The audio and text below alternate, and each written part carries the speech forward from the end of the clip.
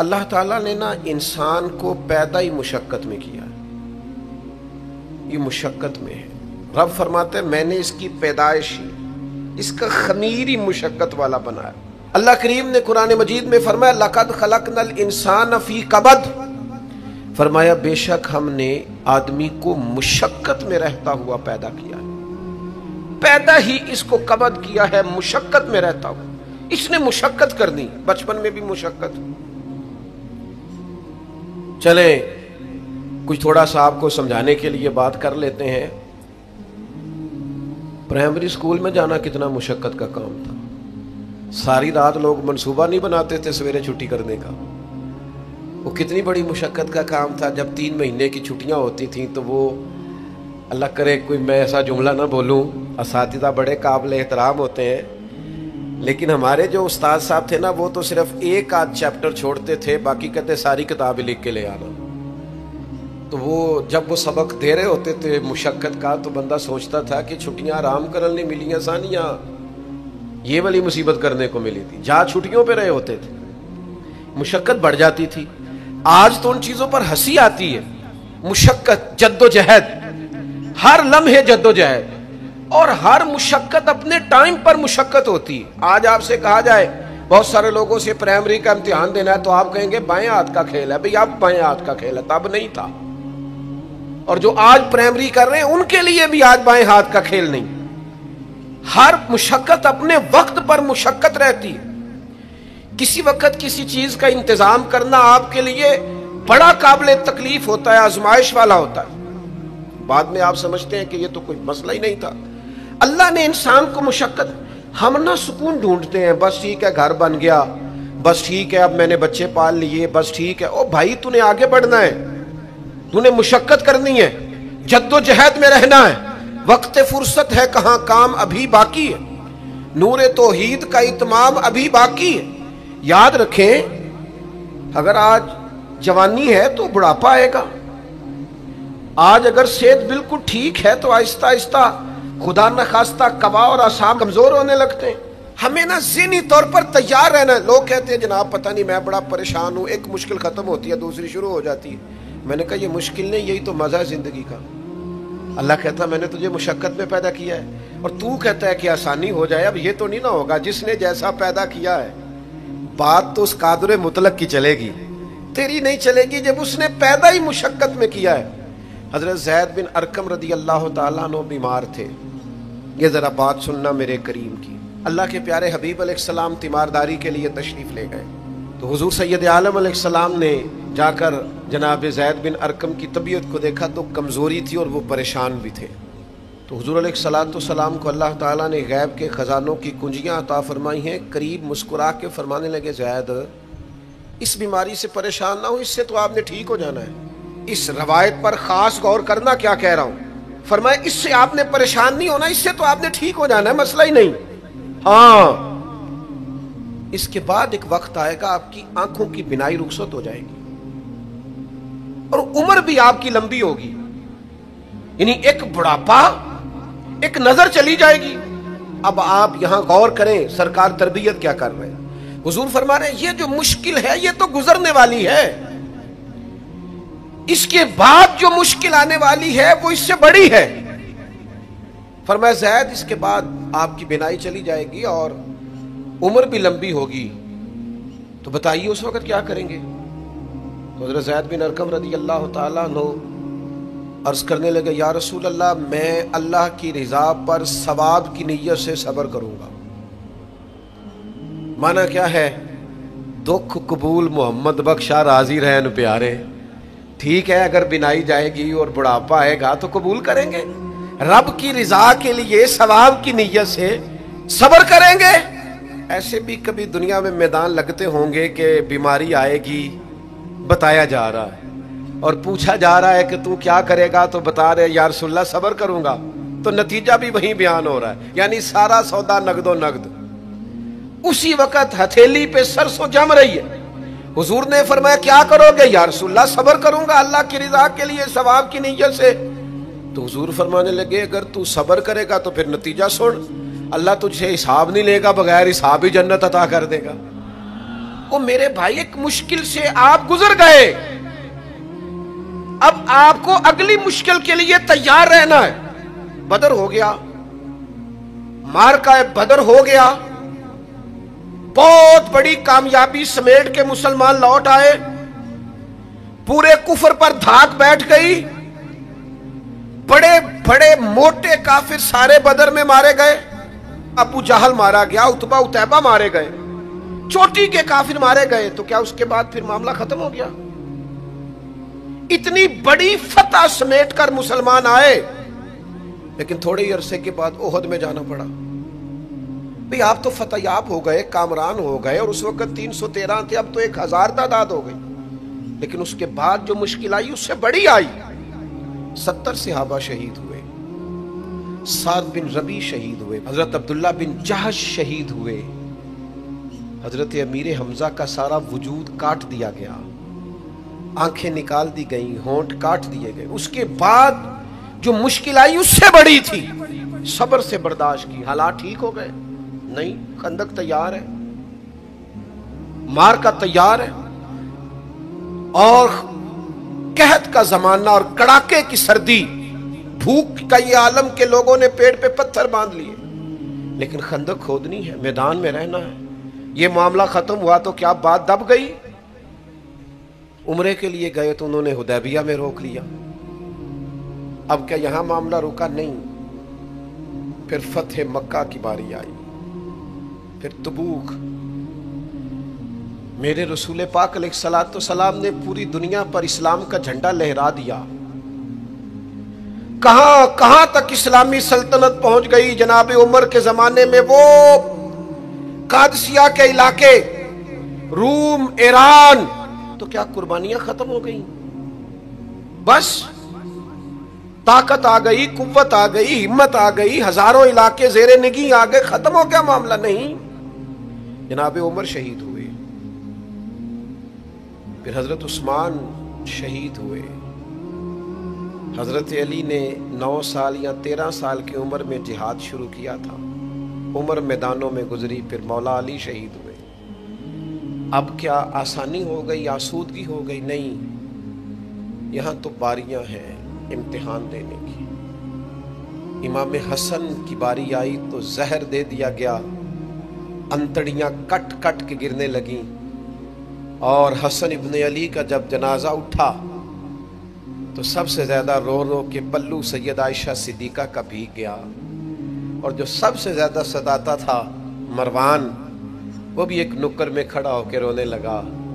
تو کسی نے کہا ساری زندگی تو نے فاطمہ کے بیٹے کو ستایا ہے، ظالم آج روتا کیوں ہے؟ کہنے لگا میری مخالفت اپنی جگہ پر، جو اٹھ کے جا رہا ہے وہ رسول پاک کا مکمل نمونہ تھا۔ اس میں کوئی شک نہیں کہ صبر، رضا، استقامت، حسن عمل، حسن کردار، اخلاق عظیم یہ ختم تھے، تو یہ امتحان تو جاری رہا۔ امام حسین کی باری آئی، چھوٹے تھے، زیادہ لاڈلے تھے، زیادہ پیارے تھے۔ کچھ لوگ ایک کا لاڈ دیکھتے ہیں، کچھ کئیوں کے لاڈ دیکھتے ہیں۔ نانا کا بھی لاڈ دیکھا، اور والدہ کا بھی دیکھا، والد کا بھی دیکھا، بہنوں کا بھی دیکھا، بڑے بھائی کا بھی دیکھا۔ حسین سب سے لاڈلے تھے۔ حسن کی بھی کیا بات ہے، امام علی مقام کی کیا بات، پر امام حسین سب کے لاڈلے تھے۔ لیکن جب امتحان دینے کی باری کربلا میں آئی تو اکیلے کھڑے تھے، نہ پشت پر نانا، نہ ہاتھ میں شیر خدا کی انگلی، نہ پلٹ کے جا کے ماں کے پلو میں چھپنے کا موقع، نہ حسن موجود ہے کہ بڑے بھائی سے مشورہ لے لیا جائے، کوئی نہیں۔ یہ کون ہے اٹا ہوا غبار میں اٹا ہوا؟ یہ نبی کا نور عین ہے، یہ بالیقین حسین ہے، اکیلے، اور باقی جتنے تھے وہ سارے چھوٹے تھے۔ وہ بڑا مشکل کام ہو جاتا ہے جب آپ سب سے بڑے ہو جائیں اور صرف آپ کو تسلی دینی ہے صرف آپ کو دوسروں کو سنبھالنا ہے، وہ بڑا مشکل مرحلہ ہوتا ہے، لیکن امام حسین نے اس مشکل مرحلے کو اس طرح گزارا کہ وہ بڑے تھے نا، بس اتنا کہوں گا کہ حسین وہاں پر شکر کرتے تھے جہاں پر صبر مشکل تھا، وہاں پر شکر کرتے تھے جہاں پر صبر مشکل تھا، جہاں صبر مشکل سے ہوتا ہے وہ وہاں گردن جھکا کے کہتے تھے آمنا وصدقنا، ٹھیک ہے دکھ قبول محمد بخشا، بس راضی رہن پیارے۔ آپ اس بات کو یاد رکھیں اور اس کو اچھی طرح سمجھ لیں کہ آپ جب تک مزاج مشقت کا نہیں بناتے، ایک کے بعد دوسری، دوسری کے بعد تیسری، تیسری کے بعد چوتھی مشقتیں راہ دیکھ رہے ہیں، اور جو مشقتوں کے عادی نہیں وہ پھر پچھلی صفوں میں ہے، جو مشقتوں کے عادی نہیں وہ پھر کسی صورت بھی نہ نام بنا سکتے ہیں نہ کام کر سکتے ہیں۔ جس کو آرام کرنا ہے، جس کو سکون سے سونا ہے، وہ منزل نہیں پا سکتا۔ آپ کو آگے بڑھنا ہے، آپ کو جد و جہد کرنی ہے، آپ کو کوشش کرنی ہے، آپ کو باہمت رہنا ہے۔ حضرت عمر سے کسی نے کہا تھا کہ میں آپ سے ملنا تو چاہتا تھا پر دوپہر کا ٹائم تھا، میں آیا نہیں، کہیں آپ سو نہ رہے ہوں۔ تو جناب عمر رو پڑے، فرمانے لگے سویا کرتا تھا کبھی، جب سے ابو بکر یہ چابیاں میرے ہاتھ میں دے گئے ہیں نا تو دن کی بات کرتا ہے، میں رات کو نہیں سو پاتا، اٹھ اٹھ کے حضور کی امت کی خبرگیری کرتا ہوں، رات جگے میرا نصیب بن گئے ہیں، آنکھوں کی نیند رخصت ہو گئی ہے، لہجوں میں آرام نکل گیا ہے۔ اور بھائی جب آپ کو جد و جہد کرنی ہے، جب آپ کو آگے بڑھنا ہے، ذہن بناؤ یار، طبیعت بناؤ، آگے بڑھنا ہے، مشقت کرنی ہے، نیند تھوڑی کم لینی ہے، زبان کے ذائقے مزے کے کھانے تھوڑے کم کرنے۔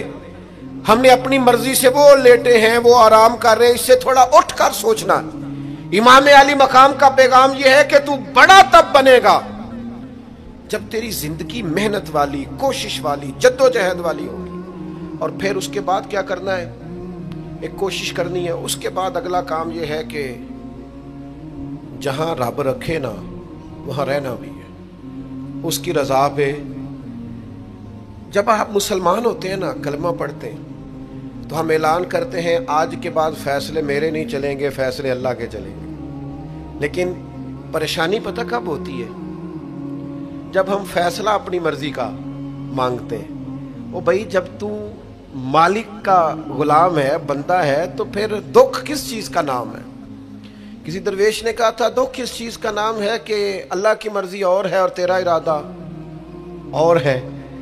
تو کہتا ہے بات اس طرح بنے جس طرح میں چاہتا ہوں، اور رب کہتا ہے نہیں میں نے فیصلہ کر لیا ہے، پھر تو دکھی ہوتا ہے۔ سکھی بھلا کون ہوتا ہے؟ جو رب کر دے وہ کہے بالکل ٹھیک ہے، وہ کہے بالکل۔ اور قرآن مجید نے اسے بیان کیا، رضی اللہ عنہم ورضوا عنہ۔ یہ کربلا کا دوسرا پہلو، ایک پہلو مشقت جد و جہد، ایک پہلو یہ کہ رضی اللہ عنہم ورضوا عنہ۔ اللہ کہتا ہے میرے بندوں کی شان یہ ہے کہ اللہ ان سے راضی ہے اور وہ اللہ سے راضی ہے۔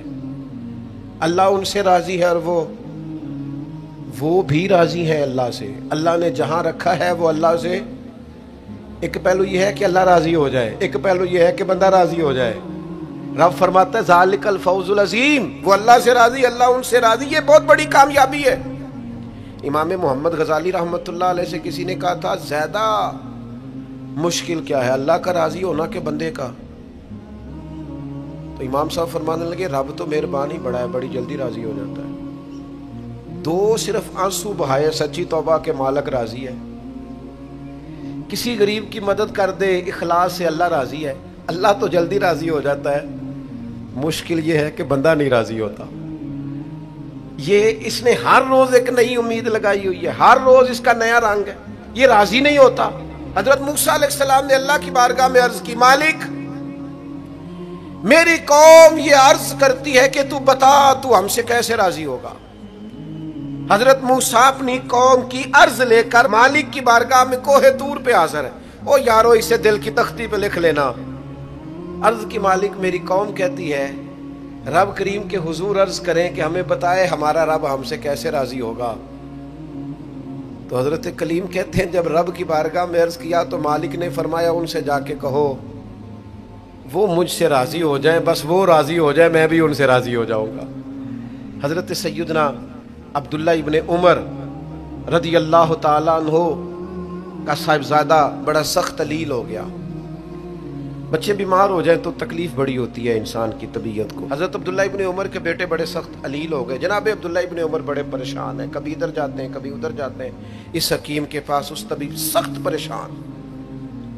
آپ کے دوست احباب دیکھتے کہ حضرت عبداللہ ابن عمر بڑے سخت آزمائش میں، بیٹے کا انتقال ہو گیا، صحت نہ ہو سکی، اللہ کا حکم آ گیا۔ اب یہ جو انتقال ہے یہ ظاہر ہے بیماری سے زیادہ مشکل کام ہے، بیٹا چلا ہی گیا ہے، لیکن وہ لوگ کہتے ہیں جب ہم بعد میں تعزیت کرنے کے لیے گئے تو جناب عبداللہ ابن عمر کو بڑا مطمئن دیکھا، تو ہم نے عرض کی کہ حضور اس وقت تو صرف بیمار تھا تو آپ زیادہ تسلی میں نہیں تھے اور اب آپ بڑے تسلی میں محسوس ہوتے ہیں، وجہ؟ تو فرمانے لگے جب تک میری ذمہ داری تھا نا میں پریشان تھا، اب خدا کے کرم اور رحمت کی جگہ پہ چلا گیا، اللہ کا فیصلہ آ گیا ہے اور میں سمجھا ہوں کہ میرا رب اسے اپنی بارگاہ میں بلانا چاہتا ہے، لہذا میں پورے طور پر مطمئن ہوں، اب میں اللہ کی رضا پہ پوری طور پر راضی ہوں۔ میرے عزیز جب تک یہ رضا حاصل نہیں، کیا لطیف انداز ہے، وہ ہمارے ایک بڑے زبردست رائٹر تھے صاحبزادہ خورشید احمد گیلانی مرحوم، ان کا ایک مضمون چھپا ایک دفعہ امت کا پہلا صوفی، تو وہ ٹائٹل دیکھ کر مجھے بڑی تجسس ہوا کہ کس کو، چونکہ ہم صوفیاء کی جماعت ہیں، کس بزرگ کا تذکرہ کیا انہوں نے، امت کا سب سے پہلا صوفی۔ تو جب مضمون کھولا تو امت کا سب سے پہلا صوفی انہوں نے جناب صدیق اکبر کو قرار دیا، فرمایا یہ پہلے درویش ہے اس امت کے، حضرت ابو بکر صدیق۔ حضرت ابو بکر صدیق علیل ہو گئے، بیمار ہو گئے، تو یہ دیکھیے ذرا ان کا انداز تصوف۔ تو یار دوست پتہ لینے گئے تو ایک روٹین ہوتی ہے نا، جب لوگ تیمارداری کرنے جاتے ہیں تو کہتے ہیں کسی ڈاکٹر کو دکھایا ہے، سب لوگ آپ کے گرد بیٹھے ہیں، تو کہنے لگے ابو بکر طبیب کو دکھایا ہے؟ فرمانے لگے ہاں طبیب دیکھ گیا ہے، اور طبیب دیکھتا رہتا ہے۔ تو کہا پھر طبیب نے کیا کہا ہے؟ کہنے لگے طبیب نے کہا فعال لما یرید، طبیب نے کہا ہے بھئی جو میں چاہتا ہوں نا وہ میں کر دیا کرتا ہوں، جو میرا ارادہ ہوتا ہے پھر وہ میں کر دیتا ہوں، وہ طبیب مجھے کہہ گیا ہے، لہذا جو اس کا ارادہ ہونا ہے اس نے۔ اب وہ جو ارد گرد بیٹھے تھے وہ بھی تو صحابہ تھے نا، اس باریک بات کو فوراً سمجھ گئے، کہنے لگے اللہ تجھے جزا عطا کرے۔ وہ یارو تھوڑے دن اگر سکھ سے جینا چاہتے ہو تو ایک ہی علاج ہے، ایک ہی، مالک کی رضا میں راضی رہو، نہ سمجھ آئے تو پھر کربلا والے امام حسین کی طرف دیکھنا، وہ نانا کے کندھوں پہ تھے پھر بھی بڑے خوش تھے، وہ ماں کی گود میں تھے پھر بھی بڑے خوش تھے، شیر خدا کی باہوں میں تھے پھر بھی بڑے خوش تھے، حسن کے ساتھ سفر حج پہ تو بھی بڑے راضی تھے، اور جس دن رجب کے مہینے میں مدینہ چھوڑ رہے تھے تو اس دن بھی کہہ رہے تھے مالک میں تیری رضا پہ راضی ہوں۔ اور حسین ابن علی رضی اللہ تعالیٰ عنہ نے ہمیں یہ معیار دیا ہے، جس دن شبیہ مصطفیٰ علی اکبر ان کے گھر میں پیدا ہوئے تھے، حسین اس دن بھی بڑے راضی تھے، اور جب اللہ اکبر کہہ کے زخم کھا کے جناب علی اکبر گھوڑے سے زمین پر تشریف لائے تھے اور جوان بیٹے کو سہارا دے کر انہیں اٹھانا پڑے تھا، حسین اس دن بھی رب کی رضا پہ بڑے راضی تھے، اور جب چھوٹا سا بیٹا ان کی گود میں اس کی سانسیں اکھڑ رہی تھیں تو امام علی مقام اس وقت بھی اپنے رب کی رضا پہ بڑے ہی راضی تھے۔ حد ہو گئی، جس گلے کو محبوب چومتے تھے اس وقت بھی حسین راضی تھے، اور جب اسی گلے پہ خنجر چل رہے تھے تو امام علی مقام نے یہ نہیں کہا کہ مالک میرا اتنا امتحان، آخر میرے مسئلے کب حل ہوں گے، میری مشکلات کب حل ہوں گی، آخر کس وقت، یہ نہیں فرمایا، बल्कि ये सारा कुछ सह के दोनों हाथ जमीन पे बिछा के सजदा शुक्र अदा करके कहा, मालिक जहां तू रखे हुसैन वहां राजी है।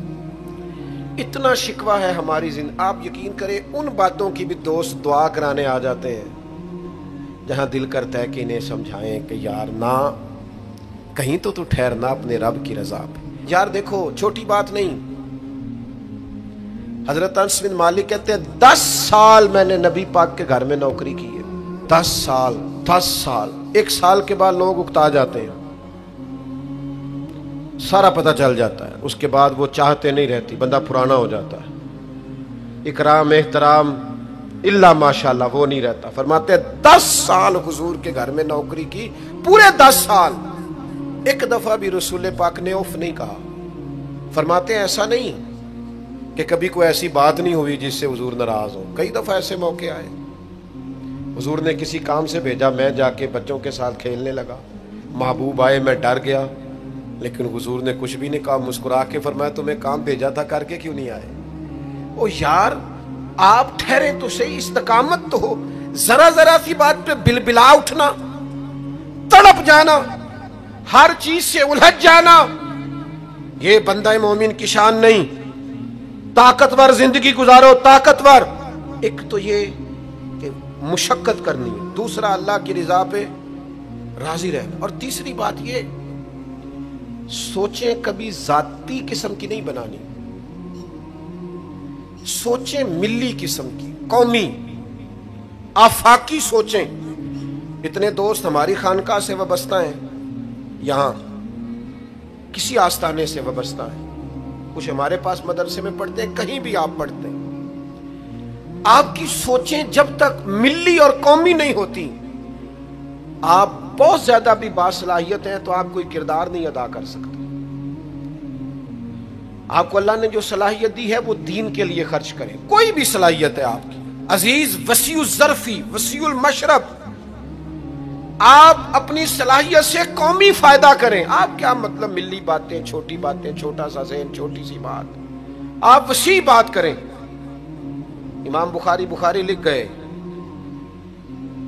एक मखसूस फिक्र के मुकल्लिद थे इमाम साहब, लेकिन उन्होंने बुखारी में ये रंग नहीं इख्तियार किया कि जो किसी और मसलक पर चीजें दलाइल करती हैं, फिका के मसलक की बात करो, किसी और मशरब पर तो मैंने लेनी नहीं। उन्होंने काम किए तो कौमी सतह के किए, छोटे छोटे ज़हन, छोटी छोटी बातें।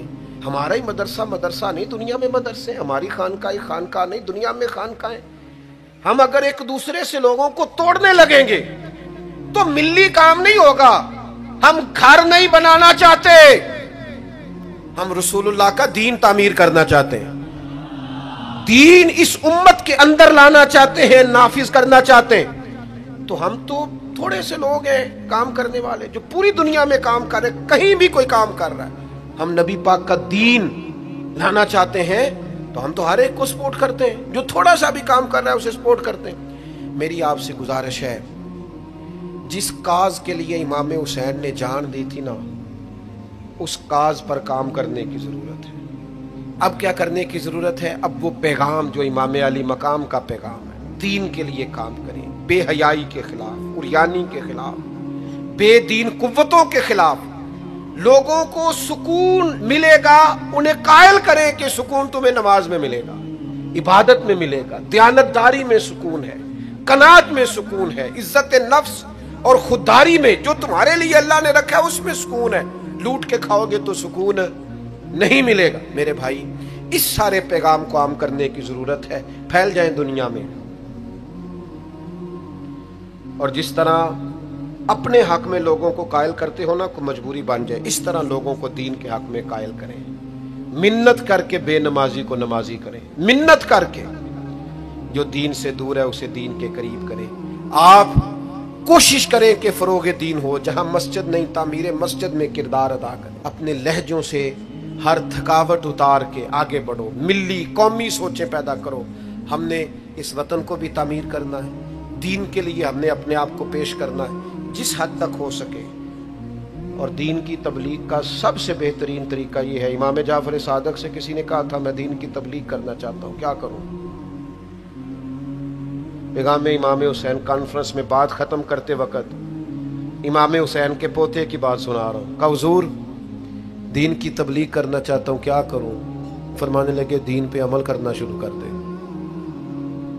ये दीन की तबलीग, आपका अच्छा इखलाक ये दीन की तबलीग, आपका माफ़ करने का जज्बा ये दीन की तबलीग, आपकी खैर खाई लोगों का भला करना यही दीन की तबलीग। सिर्फ तकरीर से तबलीग नहीं करें आप, आपका अमल और किरदार ये दीन की तबलीग है।